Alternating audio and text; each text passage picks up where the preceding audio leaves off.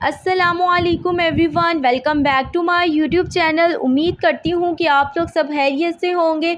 तो आज हम बात करेंगे पपीते के हेल्थ बेनिफिट्स के बारे में और किस तरह से ये हमारी वेट लॉस जर्नी में बहुत ज़्यादा हेल्पफुल रहता है। पपीते की बात की जाए तो ये हमारी स्किन के लिए बहुत ज़्यादा बेनिफिशियल है।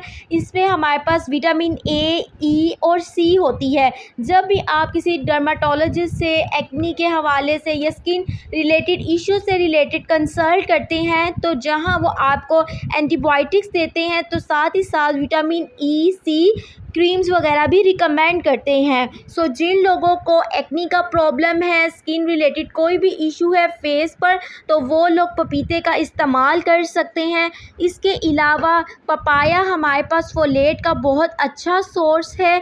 प्रेग्नेंट वुमेन, हामला ख़वातीन में आयरन की कमी बहुत ज़्यादा देखने को मिली है। इसके अलावा बच्चे, हामला ख़वातीन और बूढ़े अफराद में आयरन की कमी भी होती है। सो हमें पपाया को अपनी डाइट में ऐड करना चाहिए। ये हमारी फॉलिक एसिड और आयरन की कमी को पूरा करता है। इसके अलावा ये कोलेस्ट्रॉल पेशेंट्स के लिए बहुत ज़्यादा बेनिफिशियल है। जिन लोगों को कोलेस्ट्रॉल का मसला होता है, ये हमारे पास फाइबर का एक बहुत अच्छा सोर्स है। जिन लोगों को कब्ज़ रहती है, पुराने से पुरानी कब्ज़ है, तो वो पपीते से हल हो सकती है। आपने सुबह उठकर नहार मुँह हाफ़ कप पपीता लेना है, तो इससे आपकी कब्ज़ का मसला भी हल हो जाएगा। बिकॉज फाइबर का ये अच्छा सोर्स है। इसके अलावा ये बनाई के लिए बहुत ज़्यादा अच्छा है बिकॉज इसके अंदर लिकोपिन होती है। ये प्रोस्टेट कैंसर से बचाता है।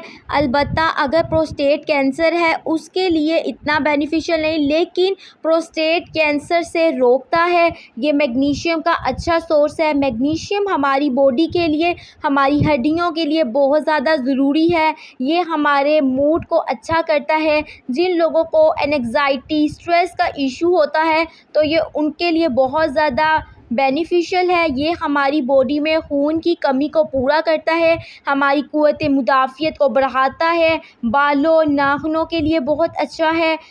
डायबिटिक पेशेंट्स के लिए अच्छा है, वो लोग इसका इस्तेमाल कर सकते हैं। बीपी को कम करता है। जिन लोगों का बीपी बहुत हाई रहता है वो लोग इसका इस्तेमाल कर सकते हैं। अगर आप इसका इस्तेमाल कर रहे हैं तो आपने कभी भी नमक वगैरह डालकर इस्तेमाल नहीं करना है। बिकॉज़ जहाँ अगर आप बेशुमार फ़वाइद हासिल करना चाहते हैं तो अगर आप नमक का इस्तेमाल कर लेते हैं तो बीपी हाई होने के चांसेस भी होते हैं। सो सही तरीके से इस्तेमाल करना बहुत ज़्यादा ज़रूरी है। अगर आप इसे डायरेक्ट नहीं खाना चाहते या आपको पसंद नहीं है तो आप सलाद वगैरह बनाकर उसमें भी खा सकते हैं। अपनी डाइट में पपीते का इस्तेमाल लाजमी करें।